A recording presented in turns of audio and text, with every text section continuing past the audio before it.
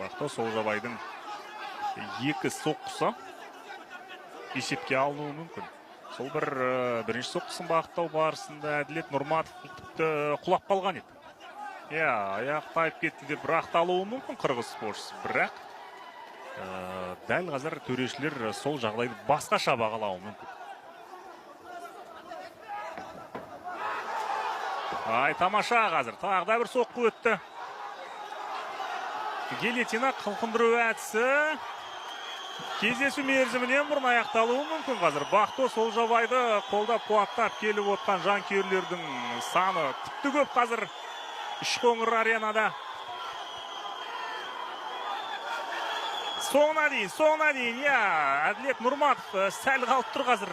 Қырғыз спортшысы міне берілейін деп тұр. Сондықтан Бақтау Солжабай,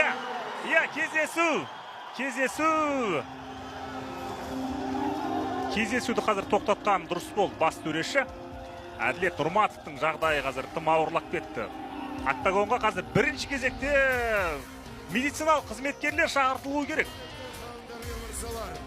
Бұл жерде эмоцияға беріліп, басталып, бұлай бір Алматы облысының спорт басқармасының бәрібір енді Пекин Олимпиадасының күміс жүлдегері Бақтау Солжабайдың командаластары шын мәнінде өте қуанышты.